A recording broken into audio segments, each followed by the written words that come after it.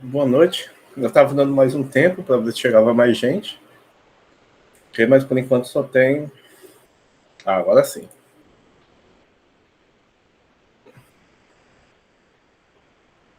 Está gravando, confirmando. Boa noite a todo mundo. Agora chegou todo mundo de uma vez.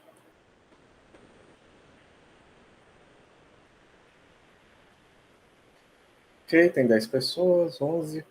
Espera só mais um pouquinho para ver se chega mais gente, ok? Boa noite. Lembrando sempre de deixar uma mensagem no chat, ok? Para confirmar a presença. Boa noite a todos. Já estou aqui preparando os slides. Boa noite.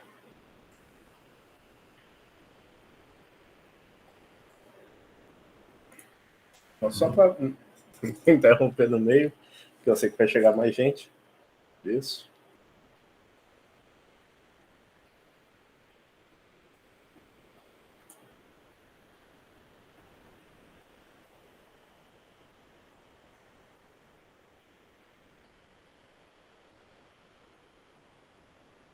John, o conteúdo de hoje, só recapitulando, né? Na primeira aula a gente viu temperatura e expansão térmica, né? Na aula anterior a gente viu...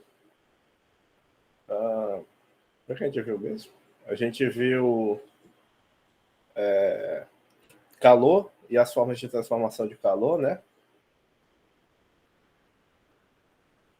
Pois aí depende do fluxo, né? Jogando o ar para dentro, tem uns que funcionam como exaustor e outros como um ventilador mesmo, né? Aí, legal, você tem o conhecimento, né, dos fãs. Tem pessoas que fazem testes, né? Se vocês verem vídeos, tem pessoas que colocam também, tirando o ar de dentro do PC todo para fora, né? Eu utilizo aqui no meu, do jeito que ele está falando, né? Entra, coloquei um fã puxando o ar frio, né? Para dentro do PC e o de trás ele tira esse ar quente, né? Esse é o jeito convencional, mas tem gente que coloca todos os exaustores, né? A quantidade de coolers também pode afetar o desempenho do processador, né? A temperatura. Mas também um número limite também, né? A gente trabalha com esses coolers de ar, mas também, mais recentemente, né, tem os water coolers, né, os coolers de água, que eles funcionam com radiador também, né, assim como radiador de carro. Bom, mas o assunto da aula de hoje que alguém perguntou, eu acabei não falando, né? O assunto da aula de hoje, na aula passada a gente viu calor e as suas formas de transformação, de transferências, né? Na aula de hoje a gente vai começar a falar um pouco de equação de estados e de gases ideais, ok? O assunto da aula de hoje ela vai terminar na próxima aula. A aula de hoje é bem curta, ok? A gente vai só colocar alguns conceitos sobre a equação de estados. Boa noite. Eu acho que eu já posso começar a apresentar a tela inteira, eu acredito que se estabilizou, né? Acho que vai chegar ainda gente daqui para frente, né? 4 minutos, mas vão ser bem menos, né? Então vou ter bem menos interrupções, ok? Aqui eu acredito que vocês conseguem enxergar a tela, ok? Bom, então o assunto de hoje é a terceira aula, né? Propriedades térmicas da matéria e gás ideal, ok? Aqui eu tenho um gás, ok? Esse gás ele está dentro de um recipiente que ele tem um determinado volume, ok? Então sabia. Ele tem um determinado volume. Se eu reduzo esse volume, as partículas antes que estão aqui dentro do gás, né? O gás é formado por várias moléculas. Essas partículas elas estão andando por todo o recipiente, né? A gente sabe que o gás ele tem as partículas mais livres do que as partículas de líquidos e, por sua vez, de sólidos também, né? E essas partículas vão se chocando com as paredes do recipiente, né? E entre elas mesmo também vão acontecendo vários tipos de choque, né? Um gás é dito ideal se toda a energia dele é composta só por essa maneira, né? Só por essas formas de colisões, né? Vocês estudaram colisões lá em Física 1, acredito. Essas formas de colisões elásticas, ok? Então, o que é que acontece se a gente reduzir o volume, por exemplo, a metade do volume inicial, é de se esperar que essas partículas aqui que estão andando livremente e batendo nas paredes do recipiente, colidindo entre si, se você reduz o volume, né, mantendo o mesmo número de partículas, é esperado que elas interajam mais, né? A gente vai ver que essa interação a mais, ela é chamada de energia interna, né? Então a gente tem uma relação inversa entre o volume e a energia interna. A gente vai estudar isso quando a gente estudar trabalho, ok? Aqui a gente está tratando de um sistema onde a temperatura não está variando, né? Eu estou só modificando o volume do gás. Então tem uma relação entre energia interna e volume que a gente vai tratar mais só na próxima aula, ok? Propriedades térmicas da matéria justamente é esse conceito, né? Você tem alguns parâmetros, por exemplo, na mecânica, a gente tem massa, tem comprimento e tem tempo. Então, a partir dessas grandezas básicas, né, a gente consegue descrever força, consegue descrever velocidade, consegue definir outras grandezas a partir dessas grandezas fundamentais, né? No campo de termodinâmica, como a gente trabalha muito com gases, especialmente gases ideais, a gente vai ter outras variáveis como pressão, volume e temperatura, porque essas já foram apresentadas nas aulas passadas e aqui a gente vai focar mais como é que a gente descreve nosso sistema através dessas variáveis, pressão, temperatura e volume. Pode ter também o número de mols, pode ter também a massa, ok? Mas, via de regra, nosso sistema a gente tenta se vincular a essas três grandezas, pressão, temperatura e volume, ok? Bom, livro de referência, né? Vocês podem usar o Resnick. No caso, essa parte inicial de temperatura eu usei o Cia Zemanskis, ok? Capítulo 16 dele. No caso do Resnick, seria o capítulo 19. Ok? Lembrando que esse livro aqui é o volume 2 de cada, ok? A gente fez essa breve introdução, né? Aqui a gente vai falar sobre o que é uma equação de estado. A gente vai falar um pouco de gás ideal, né? A gente já definiu. É um gás que toda a energia dele é contida só nessas colisões de choques perfeitamente elásticos que ocorrem entre as moléculas do gás, um gás pouco interagente, né? Aí eu vou estar me arriscando com um assunto que eu não lembro mais, que eu estudei lá no ensino médio, mas são aqueles gases nobres, né? Lá da tabela periódica, e eles terminam com 8 elétrons. Aí eu não lembro alguma coisa desse tipo, mas são aqueles gases pouco interagentes, né? Eles não interagem tão quanto os outros elementos da tabela, né? Porque eles têm um octeto, né? Eles têm um número fechado de elétrons na última camada, ok? Bom, a energia cinética de um gás ideal, a gente vai tratar aqui, né? Já partindo um pouco da equação de estado, já partindo um pouco da primeira lei da termodinâmica, que a gente só vai ver na próxima aula, né? Lembrando que hoje é quinta-feira, aí na próxima terça tem um feriado, ok? Então a nossa próxima aula é só daqui a uma semana. Então, só na próxima semana, né? Daqui a uma semana que a gente vai ver a primeira lei da termodinâmica, ok? Por último, a gente vai falar do calor específico a volume constante, ok? Tem uma relação do calor específico a volume constante e os graus de liberdade de uma substância, de um gás, ok? Um grau de liberdade de um gás como o próprio nome diz, né? É o quão livre ele é para se mover nas três dimensões, se ele pode sofrer rotação, se ele pode sofrer vibrações, né? Processo de vibrações. Então, cada possibilidade dessa que você dá para um gás, né? Você vai ter essa influência no calor específico a volume constante daquele gás, ok?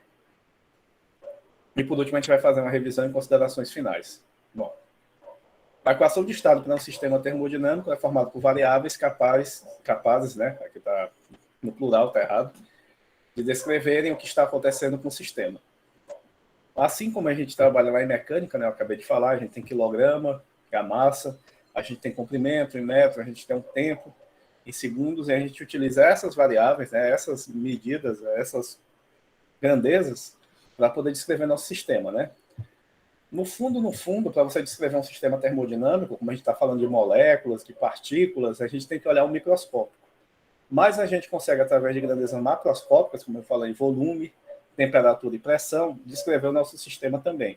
A gente consegue descrever esse fenômeno que ocorre a nível de átomo, de molécula, descrevendo só através de fenômenos que são macroscópicos, né, que a gente consegue enxergar a olho nu, pressão, temperatura e volume, ok? Bom, aqui as principais variáveis na termodinâmica são, como eu já tinha falado, né, temperatura, pressão e volume. E a massa também. Assim como lá na mecânica, a gente pouco estuda sistemas que variam a massa, aqui também a gente vai pouco estudar sistemas que variam a massa. Ah, professor, mas se eu estudar a variação de volume, eu não vou estar meio que estudando a variação de massa? Não, porque aqui a gente está estudando volume junto com a pressão e com a temperatura. A gente vai ver que essas três grandezas são amarradas. Você pode manter a massa de uma substância constante, ok? De um volume constante. Não, a massa da substância constante dentro de um conjunto de pressão, temperatura e volume, só variar essas três variáveis, ok? Aqui a gente pode falar da equação de estado de um sólido que a gente já viu de maneira indireta lá na primeira aula. Como é que eu posso fazer para aumentar o volume desse sólido aí, desse cubo, ok? Eu posso aquecer, posso fornecer calor para ele, e a gente viu lá na nossa primeira aula, né, que a variação do volume,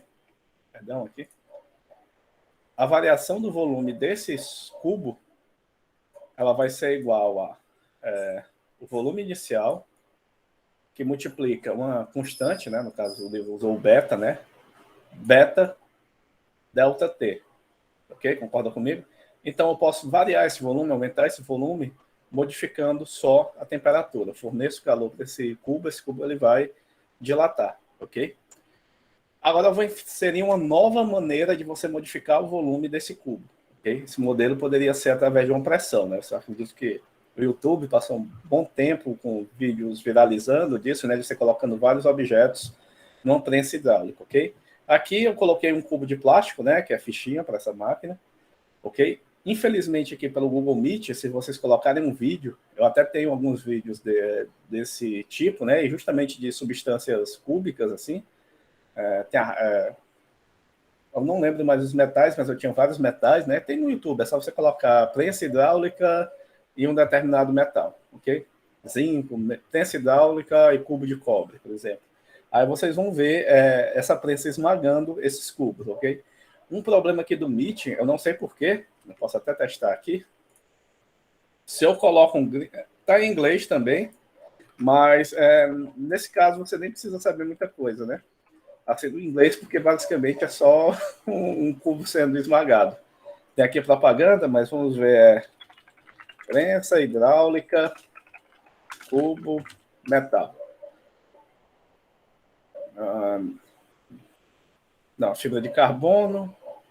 Enfim, eu não tenho aqui o vídeo específico. Aqui são experimentos eletromagnéticos, né? Eu não lembro, acho que era zinco.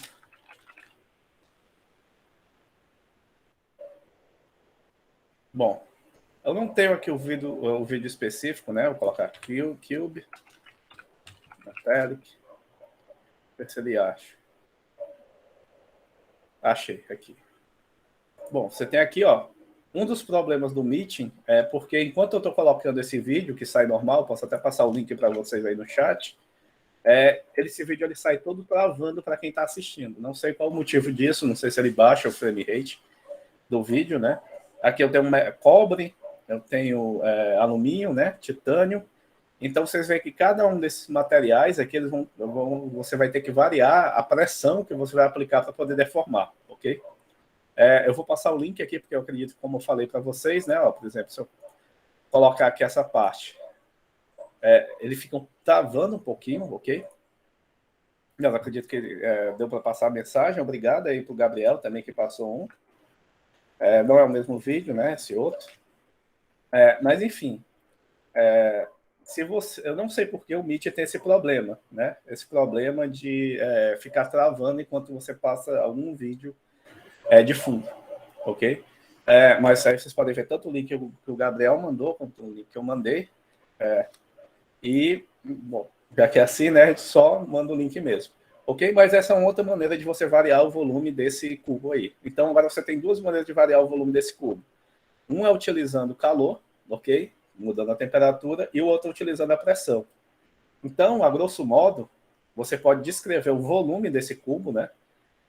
Como uma parcela que é dada pela variação de volume pelo calor, né? Quanto mais você aumenta a temperatura, maior o volume do cubo, ok?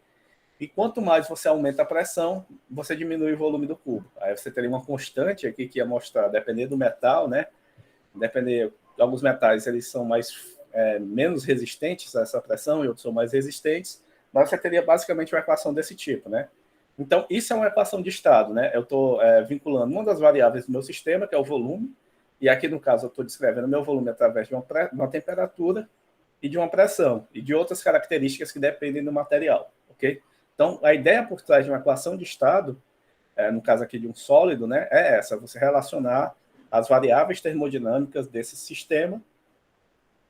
Alguém falou? Ouviu uma vozinha bem baixa? Não.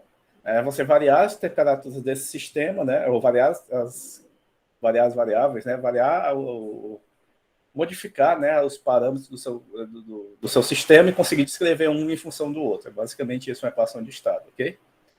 A gente vai trabalhar aqui com gases, porque aqui é uma aproximação, né, uma maneira simplificada, uma maneira grosso modo, mas quando você parte para gases ideais, né, e tenta aproximar ele daqueles gases que são um pouco interagentes, você consegue uma aproximação melhor. Então, aqui a gente tem um sistema, né, onde a gente tem esse recipiente, né, esse cilindro. Esse cilindro ele pode aumentar através dessa válvula aqui. Eu acho que está um pouquinho pequeno, mas através dessa válvula você pode girar aqui, né, e aumentar ou reduzir o volume. Ok? Aqui você tem um medidor de temperatura e aqui você tem um maçarico, ok? Então você pode aumentar ou diminuir a temperatura, claro, aumentar a temperatura, né? Com o maçarico, e se você desligar a temperatura, reduz. Aqui você tem um medidor de pressão, né? Então, através do gás que está aqui e dessa... Aí eu não tenho como variar a pressão do gás só em função... Eu não tenho um aparelho que possa variar só a pressão do gás sem modificar o volume e a temperatura, ok? Mas eu tenho aqui um medidor de pressão, né? Para verificar, por exemplo, eu posso modificar a temperatura, o volume e ver o que é que acontece com a pressão. E além disso, eu posso colocar ou tirar gás aqui dentro, né? Partículas de gás. Eu tenho aqui um cilindro, né? Que tem um gás. Eu posso aumentar o volume e a quantidade daquele próprio gás, né? Eu posso manter o volume constante, ou então posso colocar mais gás, né? Aumentando, de certa forma, o volume, mas quando eu coloco o gás desse cilindro aqui dentro, na verdade, o que eu estou modificando é o número de mols desse gás, ok? Eu estou adicionando massa a esse gás. Tudo bem? Bom, então, a gente já viu essa equação lá no ensino médio, eu acredito que até essa equação é mais utilizada na química, né? Que é chamada equação de Clapeyron, dos gases ideais, e ela é dada dessa maneira, né? PV igual a nRT, tem até algumas músicas, eu não lembro das músicas que se descrevem, né? Frases para você lembrar dessa equação, né?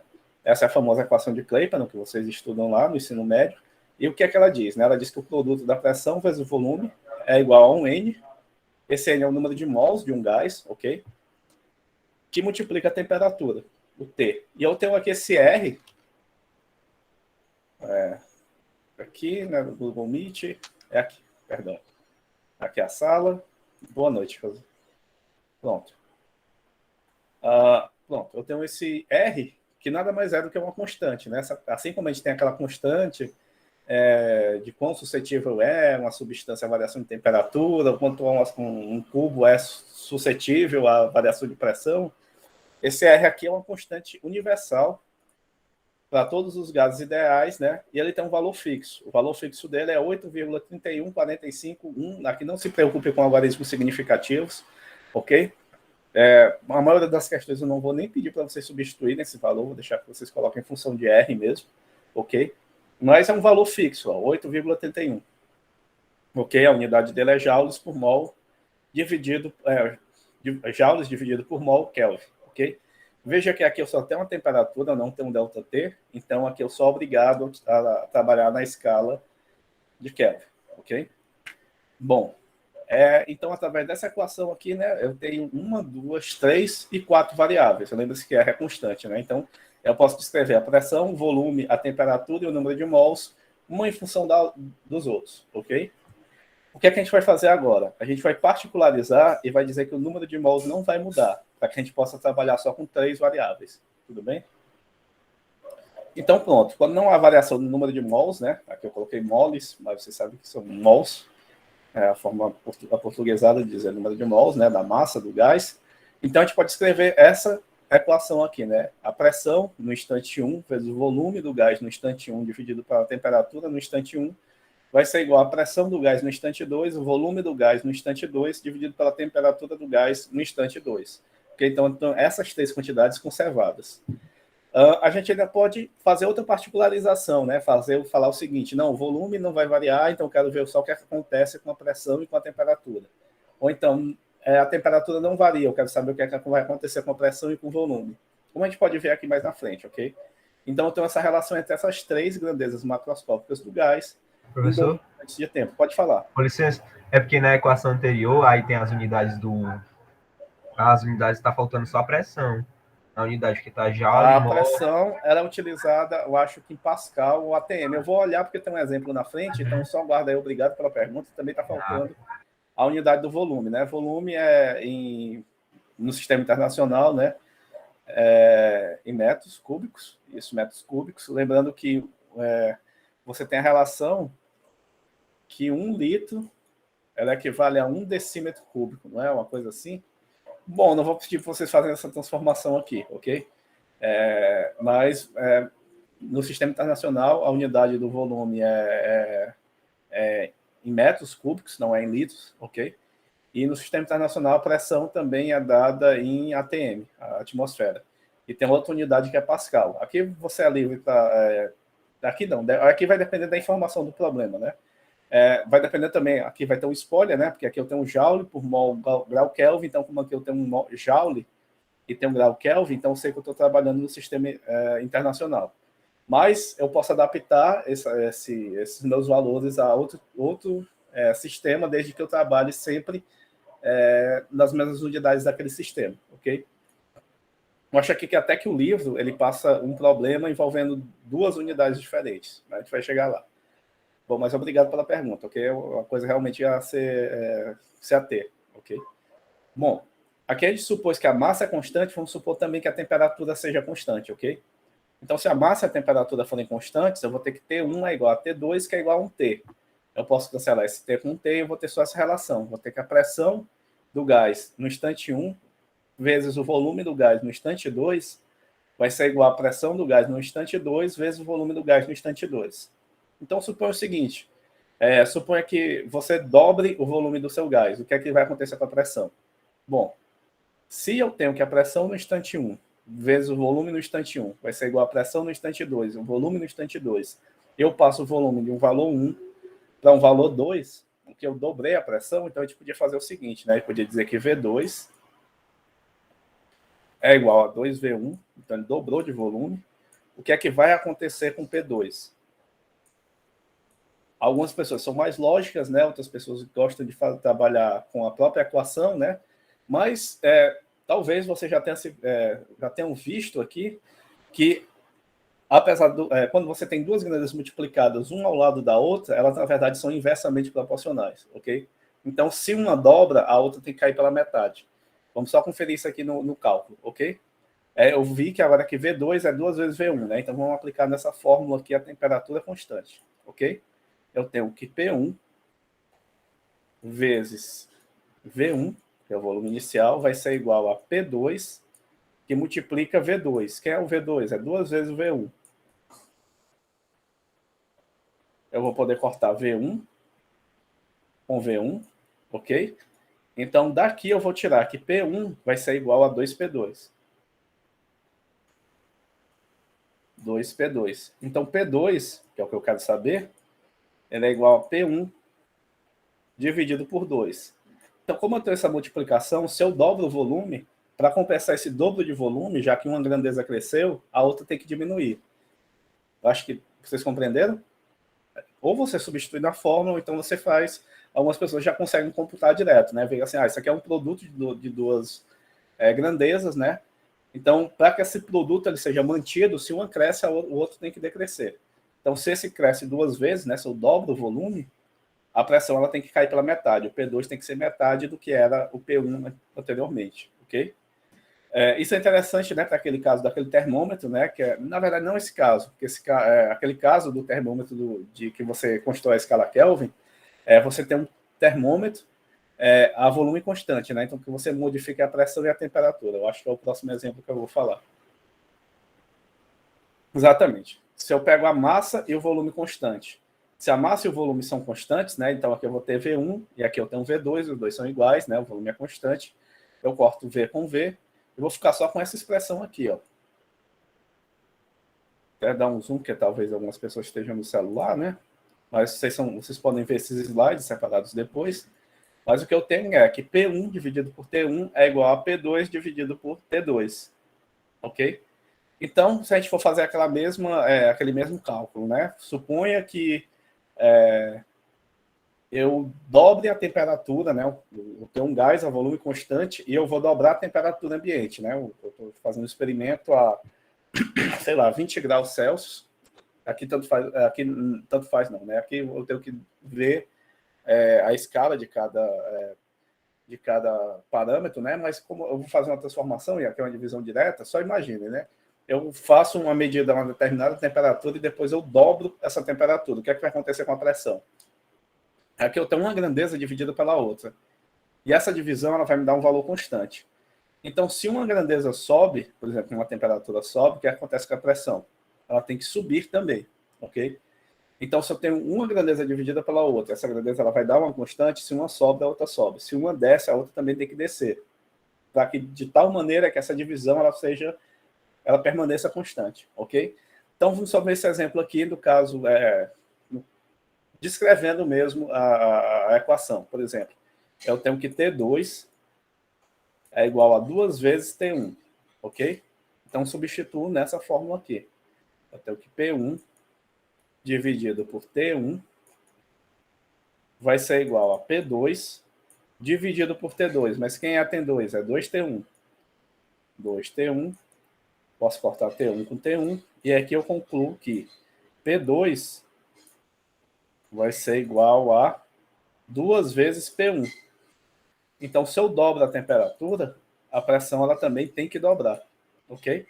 No caso aqui do volume constante, quando eu tenho uma grandeza dividida pela outra. Então, vocês podem fazer tanto dessa maneira, né, como também enxergar, né, a divisão como elas sendo diretamente proporcionais. Né? Se a pressão sobe, a temperatura também pode subir. Aqui eu fiz 2 exemplos, também eu poderia fazer um terceiro exemplo, que a pressão fosse constante. Né? Então, se a pressão 1 fosse igual à pressão 2, eu teria essa equação aqui. Ó. Eu teria que V1 sobre T1 deveria ser igual a V2 sobre T2, ok? Essa expressão aqui, se P1 for igual a P2. Mas a expressão geral, como a gente viu há 2 slides anteriores, eu vou apagar aqui, ok? Há 2 slides anteriores na verdade, a equação principal é essa, né? A equação de Clapeyron.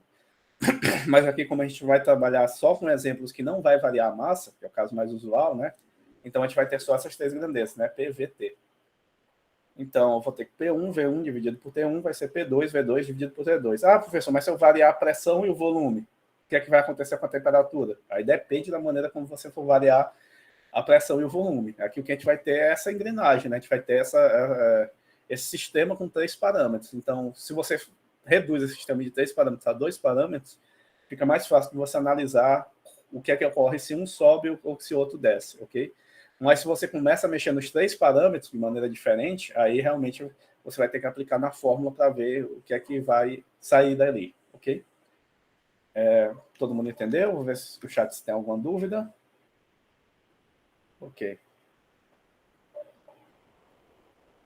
Temperatura constante, P1 igual a V1, tá tudo ok, né? Pronto, obrigado, Roselene. Ela fez a transformação aqui dessa constante, né, dos gases ideais, tanto no sistema internacional como nesse sistema que é ATM, mol, grau Kelvin, ok? Porque aí fez a transformação de 2 calorias, a relação aproximada, né? Ok? Na verdade, é o que o livro indicou, né? O livro colocou essa unidade e simplesmente eu coloquei em joule, ok? Por que aqui está em joule?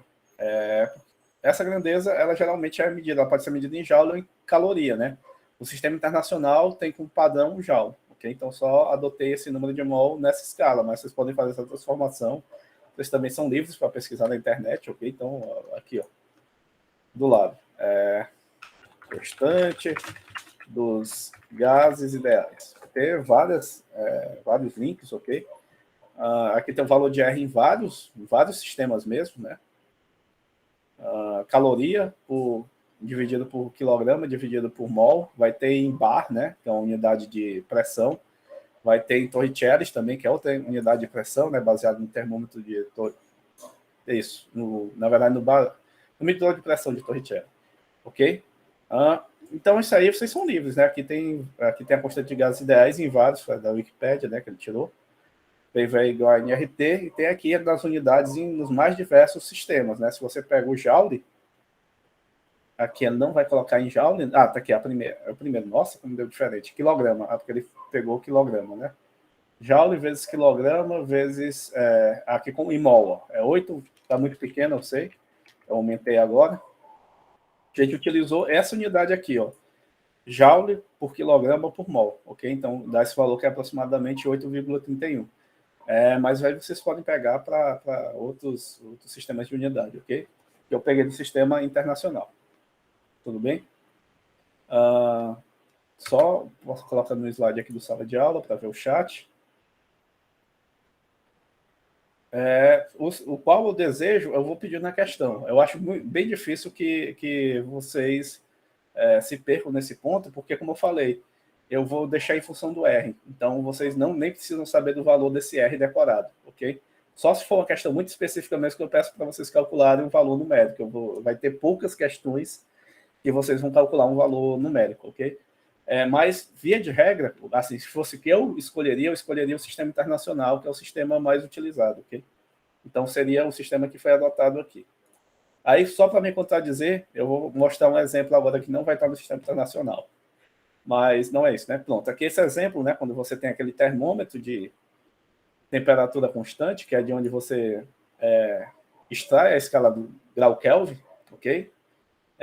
Você parte desse princípio aqui, né? Você tem um gás aqui, esse gás é ideal, né? Ele está a volume constante, ok? E aí você brincando com a pressão e a temperatura, né? Você brincando com a pressão, você consegue extrair uma diferença de temperatura, ok?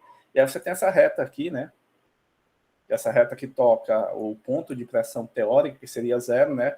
É menos 273,15 graus Celsius, né? É a partir daí que você tira aquela transformação de Celsius para grau Kelvin, ok? Bom, aqui tem alguns, só copia do jeito que está no livro, né? Até ruim, porque a maneira de ler é ruim também, né? Mas são só algumas dicas que o livro dá, né? O Sears, para você resolver esse tipo de problema, né? E é justamente o que vocês perguntaram aqui um deles é justamente o que vocês perguntaram no chat, que é a questão de unidade, né? Mas vamos passar cada problema, né? E algum problema você pode se defrontar apenas com um dos estados do sistema. Alguma grandeza da equação, que é a equação que a gente usou, né? A equação de Clapeyron, podem ser desconhecidas e outras não, né? Então faça uma lista das que você conhece, né? Aquelas que são informadas no problema. Por exemplo, o livro diz que a pressão é igual a 10 elevado a 6 Pascal. Ok? Pode ser ATM também. Mas aí depende do que a questão pede. O volume igual a 4 metros cúbicos. Aqui, sistema não sei se Pascal exatamente é no sistema internacional, sistema de pressão, ok? E a temperatura você não conhece. O N é igual a 2. Então, quando você tem que PV é igual a NRT, então você tem a pressão, você tem o volume, você tem um N, você tem um R, né, que é constante, você só não tem a temperatura. Então, o problema provavelmente estaria querendo te pedir o valor da temperatura, ok? Aqui é só uma maneira de indicar como é que você faz, como é que você se organiza para resolver uma questão, ok?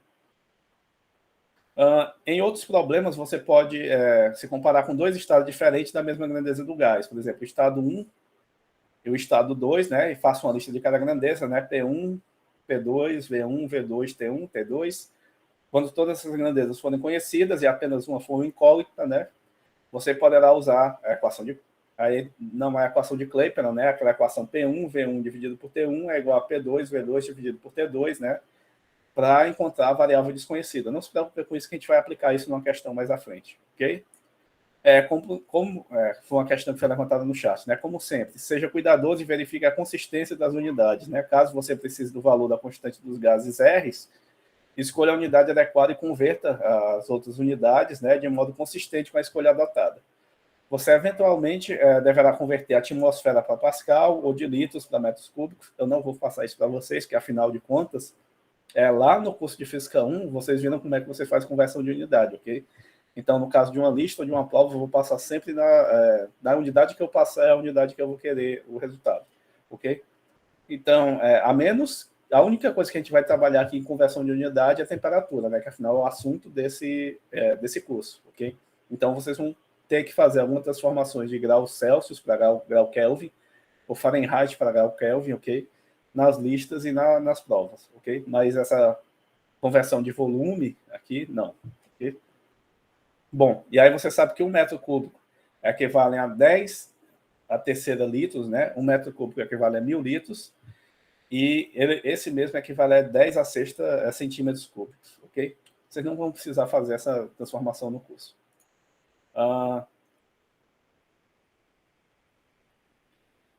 Por vezes, o problema mostrará o dado do sistema, a unidade é mais conveniente do que outros sistemas, decida qual sistema é mais conveniente e fica com aquela até o final da solução, para você não ficar fazendo conversões de unidades, ok?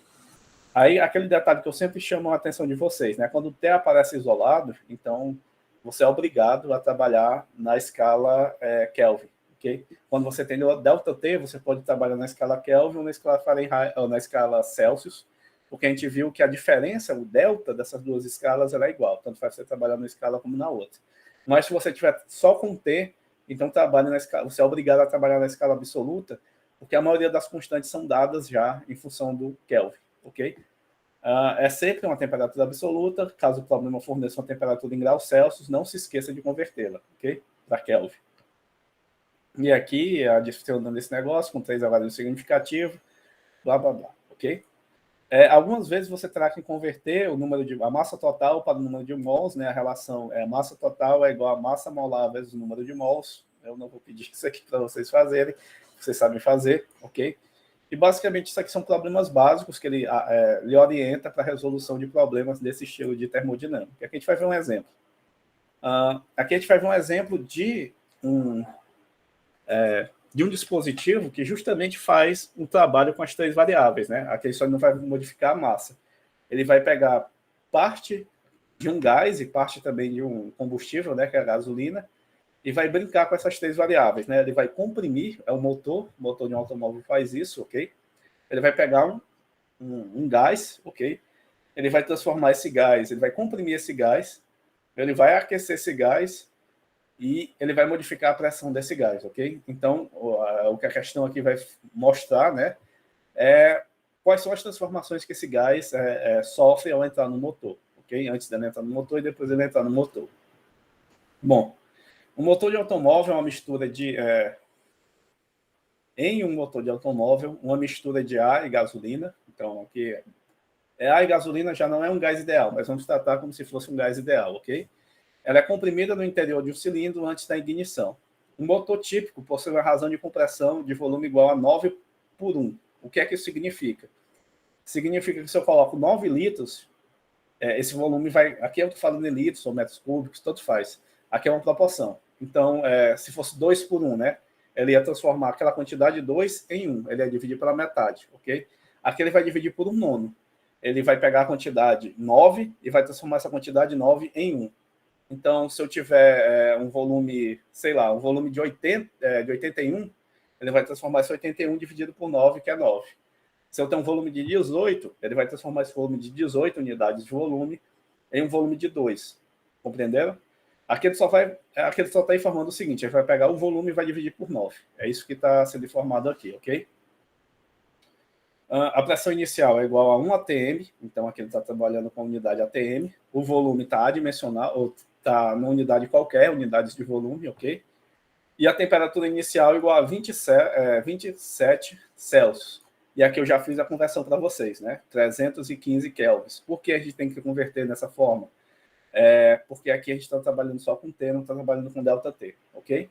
E aí ele fala o seguinte, se a pressão depois da compressão for igual a 21,7 atm, calcule a temperatura do gás comprimido, ok? Então a gente vai ter vários dados aqui, né? Tem o volume inicial e o volume final, né? Já que a proporção é 9 por 1. Tem a pressão inicial, tem a temperatura inicial, que é aqui, 300,15 graus Kelvin, ok? Kelvins, né? Você nem precisa colocar graus, ok? E você tem o valor da pressão final. Qual é a grandeza que está faltando? A temperatura, né? Então, vou só dar um Alt Tab aqui, né? Já tem a resposta. Eu nem terminei. Mas sim, como a Chastriane aí já respondeu no porque, chat. professor, Oi. só aplicação de fórmula, não tem outra coisa. Aplicar fórmula... Pois é, mas esse curso de Física 2, com exceção de algumas coisas lá em eletricidade e magnetismo, é justamente isso. Você só vai aplicar as fórmulas. Claro que eu posso colocar algumas questões subjetivas para vocês pensarem, né? Por exemplo, a gente vai ver rendimento mais na frente, a gente vai ver ciclo de Carnot, mas, de fato, é só você aplicar numa fórmula. Você pode até criar uma rotina para resolver essas questões. Mas é basicamente isso. Você vai ter aqui a pressão 1 vezes o volume 1, desculpem, faltou o índice aqui, né? Vezes o volume 1 dividido por T1 é igual a pressão 2 vezes o volume 2 dividido por T2. Tudo bem? Então, como o livro sugeriu, né, você vai anotando os dados, ok? Você tem a pressão 1, que é um ATM, ok? Nossa, fiz foi voltar os slides. Você tem a pressão 1, que é um ATM, o volume 1, que é 9 vezes o volume 0, aqui você pode trabalhar em metros cúbicos, né? Que é no sistema internacional. Então, se o volume 1 é 1, o volume final. Perdão, se o volume 1 é 9 vezes 0, valores, unidades de volume, o volume final ele vai ser dado por 1, que ele vai pegar esse volume e vai dividir por 9. Então, aqui só escolhi como 9 e 1, ok? Então, é só realmente substituição de variável, ok? Só substituir as variáveis que são dadas na questão. Pronto, você vai ter 9 vezes 0, aqui é V0 também, né? Você vai cortar V0 com V0. Vai ficar só essa fórmula aqui, 9 dividido por 315, né? Vai ser igual a 21,7 dividido por T2. E aí eu obtenho um valor de T2 como sendo 315. Vamos fazer essa divisão aqui na calculadora, ok? T2 vai ser igual a 315 vezes 21, 300,15 vezes 21,7, tudo bem? Dividido por 9, que é o valor de 9 vezes 0. Pronto, deu, como foi postado aí no chat, 723,7, ok? 723,7, o quê? Graus Kelvin, né? Kelvin. Se eu quiser converter isso aqui para graus Celsius, como é que eu faço, né? Eu subtraio, ok? De 273,15, por favor, me ajudem aí, é 273,15, e obtenho que o volume em Celsius, né? Se eu quiser, perdão, o volume, a temperatura em Celsius é aproximadamente 450 graus, ok? Alguém não entendeu?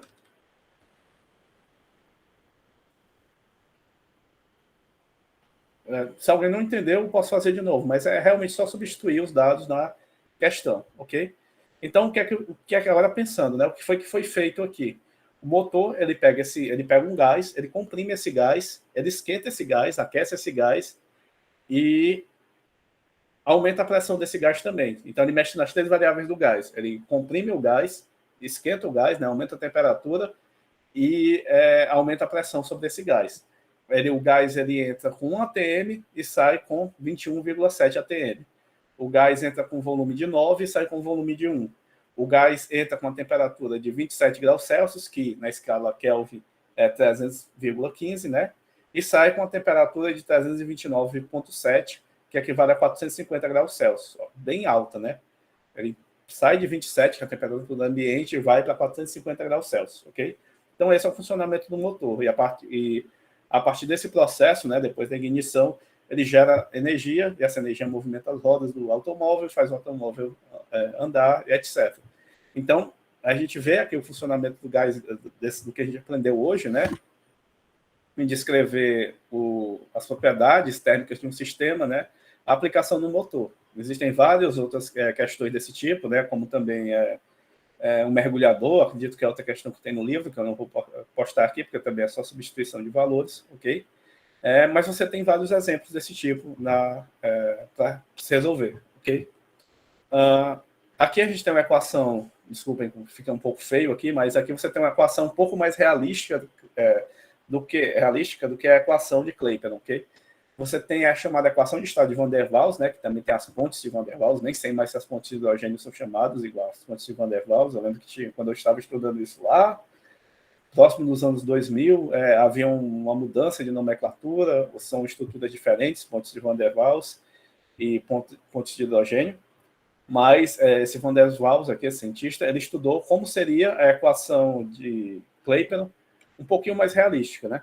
E aí ele fez a equação, aqui talvez tenha um pouquinho embaçado para vocês verem, né? Se você escrever também vai ficar embaçado, mas é a pressão mais A N2 dividido por V2,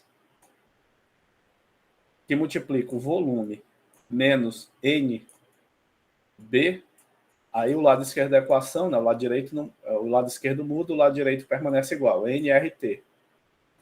O que é que eu tenho, foi que eu modifiquei aqui da equação de Clapeyron?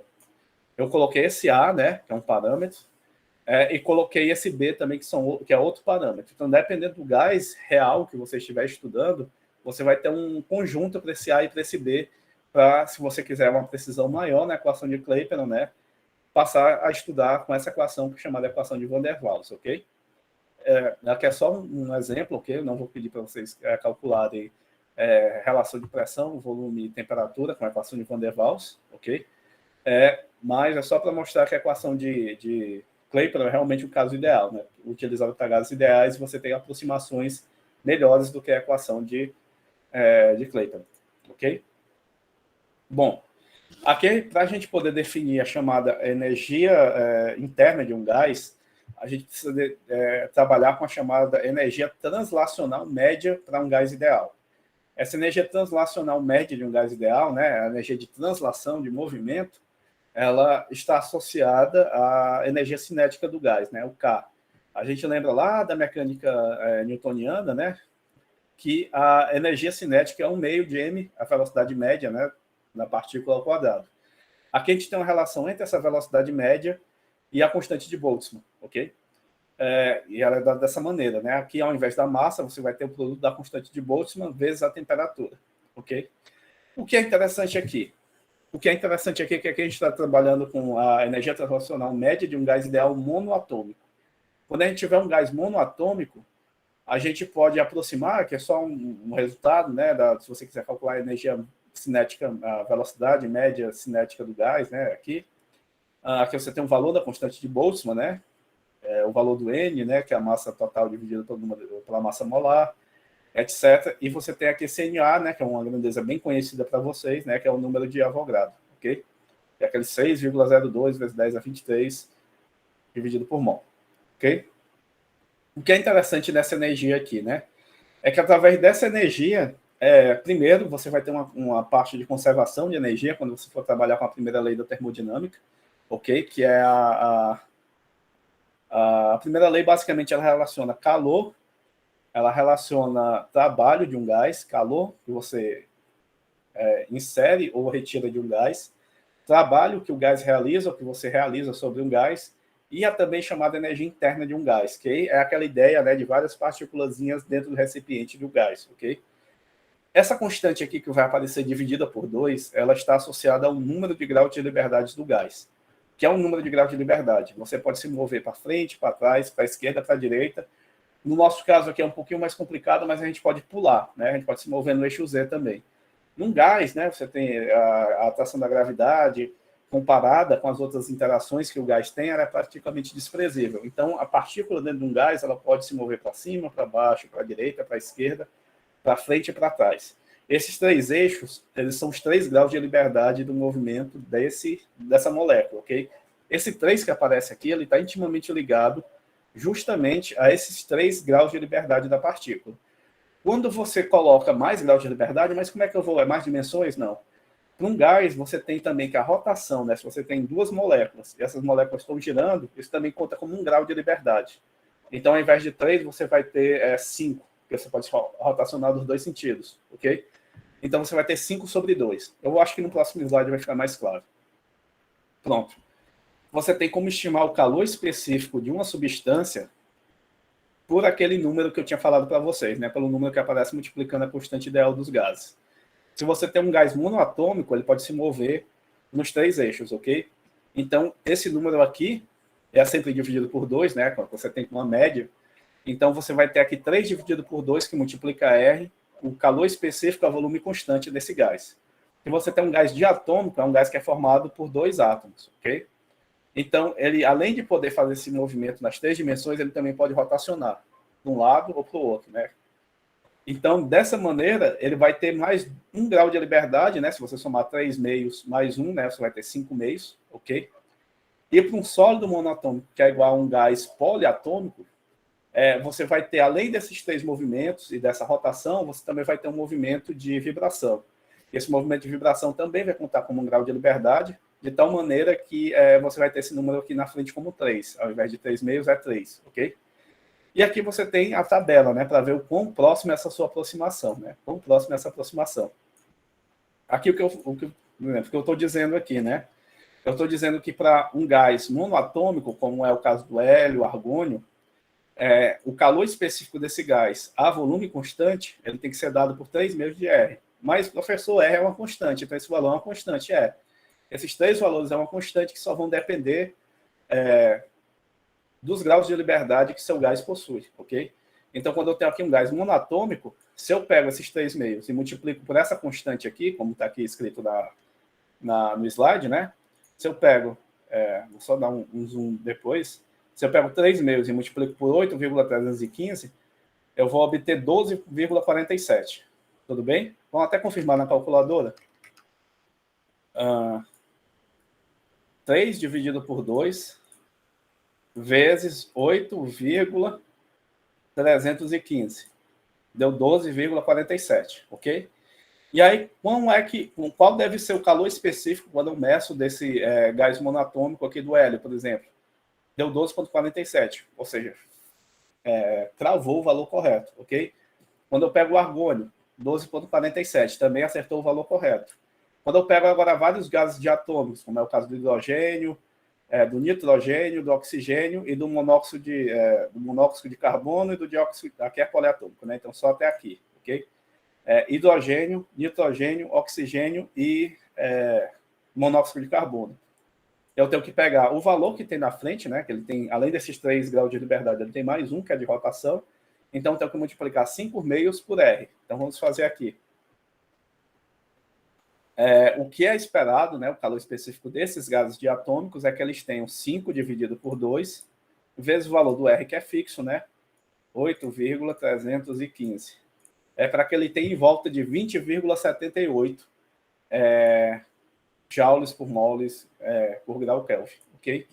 E quanto é que tem aqui? Era 20,78, né? O hidrogênio não é 20,78, mas é 20,42. O nitrogênio, bem próximo, 20,76. O oxigênio, 21,10.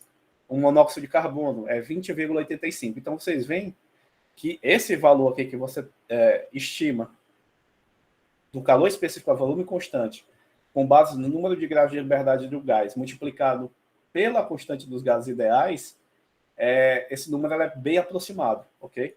Então, quando você tem, no caso monatômico, ele vai dar um valor exato, né, bem próximo do ideal. E quando você tem o caso de gás diatômico, né, você tem variações. Mas todos eles giram em torno de 20,78. Se você pega o caso do sólido monoatômico, que é idêntico ao caso do gás poliatômico, você tem que esse valor para ser dado, teoricamente, por 3 vezes R, né? Então, vamos calcular aqui 3 vezes R. 3 vezes... tá aqui atrás, né? 8,315. Dá 24,94, né? 24,95 por aí. Por volta de 25, ok? E quando você vai estudar aqui esses gases, né? Que é o dióxido de carbono aqui, 28,46, ok? Dá um valor próximo do esperado, né? De 25. Na verdade, é bem alto, né? Bem diferente. Mas quando você pega, eu não sei que gás é esse, eu só sei os nomes até aqui, viu, pessoal? Aqui para ser sulfeto, isso aqui é dióxido de carbono, aqui é para ser dióxido de enxofre. Vem aqui o chat. Pronto, a ligação de hidrogênio, sim, pronto, é o dióxido de enxofre, né? E esse último gás aqui, vocês sabem? Alguma coisa que tem hidrogênio e tem enxofre? Alguém sabe o nome? Bom, não é relevante aqui para a discussão o nome dele, né? Para vocês, como os químicos, é bom que vocês tenham o nome desse gás, ok? É H2S, ok? Ele dá um valor bem próximo dos 25,95, né? Que a gente espera. Bem próximo do 25,95 que a gente espera, ok? Então, vai dar um valor aceitavelmente dentro da nossa margem de erro, ok? Então, o que eu vou cobrar para vocês, assim, uma das coisas que eu peço para você decorar é essa relação, né? Do calor específico a volume constante, que ele depende do número de graus de liberdade para um gás monoatômico, diatômico e poliatômico. Isso aqui eu quero que vocês decorem, né? Talvez eu coloque na colinha, que eu sempre deixo no slide da aula para evitar que vocês consultem para outro site, ok? A única das coisas que eu peço para vocês decorarem esses valores, ok? E aqui você tem um gráfico, né, mostrando quando você tem o hidrogênio, ok? Que é um gás diatômico. Quando você começa a aquecer, o hidrogênio começam a aparecer mais graus de liberdade, ok? E eles vão cada vez se aproximando mais do valor teórico que você consegue inserir por ele pelos graus de liberdade e pelo número R, ok? Aqui ele começa com 3 meios de R, né? A temperatura que está em kelvins, né? Então, essa temperatura é bem baixa. Se você tem 100 kelvins, você tem uma temperatura bem negativa, né? Você tem menos 173 graus Celsius, ok? Um valor bem baixo. E aí você vai aumentando a temperatura, né? Ele vai começar a aparecer com um grau de liberdade de rotação, que é o grau de liberdade que vocês conhecem, ok? Que dá aquele valor, né? Que é 5 meios de R. Aí você começa a aquecer esse gás, ele começa a ganhar um outro grau de liberdade, que é de vibração. E aí ele já vai colocar o calor específico dele na casa daqueles gases que são poliatômicos. Aqui é até maior, né? Porque o gás poliatômico é 3R. Aqui ele está com 7,5 de R, que são 3,5 R. Né? Então, conforme você vai aumentando o gás, você vai aumentando também o calor específico dele a volume constante. E eu acho que no próximo slide são de sólidos, né? É isso aí mesmo, sólidos, metálicos. Você tem um chumbo, alumínio, silício, diamante, né? E todos eles, você nem precisa aumentar tanto a temperatura, né? Aqui. Lembrando que a temperatura é zero, né? 0 graus Celsius é 273, né? Graus Kelvin. Então, a 0 graus Celsius, aqui a temperatura ambiente está nessa faixa aqui mais ou menos. Você tem que todos os metais, a maioria deles, né? Estão todos na casa do 3R. Porque o calor específico dele, a volume constante, é aproximadamente 3R. Tudo bem? Bom, esse é o último assunto que a gente tratou na aula, ok? A aula de hoje é só esse assunto aqui. A gente podia fazer uma revisão, né? A gente viu que é uma equação de estado, que a gente consegue... como é que eu vou falar? Em outras palavras, a gente consegue correlacionar as variáveis de um sistema termodinâmico, ok? A gente tratou de um gás ideal aqui, né? Pela equação de Clapeyron. Ok? A gente viu que existe um caso mais avançado da equação de Clapeyron que a gente não vai usar, mas se você quiser trabalhar com gás um pouco menos ideal, né, um pouco mais próximo do real, você tem modelos para tentar descrever esse gás. A gente falou sobre a energia cinética de um gás ideal, que ela é dada, se ele for monoatômico, por 3 meios de nRT, ok? Através dessa energia cinética também, a gente viu como é que é o calor específico a volume constante, basta que vocês dividam por NT, né? Então, você vai ter com valor na frente uma constante não, né? Você vai ter um número que vai indicar o número de graus de liberdade dividido por 2, multiplicado pela constante universal dos gases, que é o R. E assim você consegue aproximar o calor específico a volume constante daquele gás. E foi isso que a gente viu na aula de hoje, ok? Só perguntar no chat. Sim, é sulfeto de hidrogênio. Obrigado. Quem respondeu? A Roselene respondeu, o Gabriel respondeu. Alguém falou ácido sulfúrico, foi gás sulfúrico, Roselene. Tá falando que é um doador de elétrons, né? É um perfume só, é tóxico pra caramba. E é isso, pessoal. A aula de hoje foi esse assunto, né? A gente agora está aqui antes das 9h30. Eu sei que essas aulas são um pouquinho mais curtas. A gente só vai realmente estourar o tempo, levar a aula até mais tarde, quando for as aulas de revisão, que a gente vai ver todo o conteúdo e vai resolver a lista. Tudo bem? Mas, por enquanto, essas primeiras aulas são mais suaves, ok? Mais curtas, assim. Eu agradeço a presença de todos, tudo bem? Obrigado pela presença. Lembrando que vocês têm que escrever no chat para contabilizar. As aulas são nesse ritmo mesmo, a lista também é no ritmo bem light. Vocês são livres para resolver as questões mais pesadas do livro. Se tiver alguma dúvida, podem me perguntar. e eu posso tentar resolver com vocês, ok? Se for uma questão mais pesada. Mas, pro nível que a gente está dando a aula aqui, a gente só vai cobrar realmente isso que é básico, ok? A gente vai comprar conceitos e cobrar também equações que são fáceis de ser resolvidas no tempo de 2 horas, ok? Podem sim trazer. É bom que vocês me mandem por e-mail primeiro, para que eu não perca tanto tempo resolvendo na sala de aula, né? Tentando tirar a saída. Mas vocês podem trazer questões também. E obrigado, pessoal. Eu vou dar só mais um tempinho, porque pode ser que alguém chegue atrasado, que esqueceu de digitar, ok? E aí eu vou parar a gravação e encerrar a aula, ok? Eu desejo para vocês um bom fim de semana, né? Já que a gente só vai se ver na próxima semana. E é isso, né? Assim que sair a gravação, eu atualizo no Google Sala de Aula. E até mais, pessoal. Obrigado pela presença de todos. Parar aqui.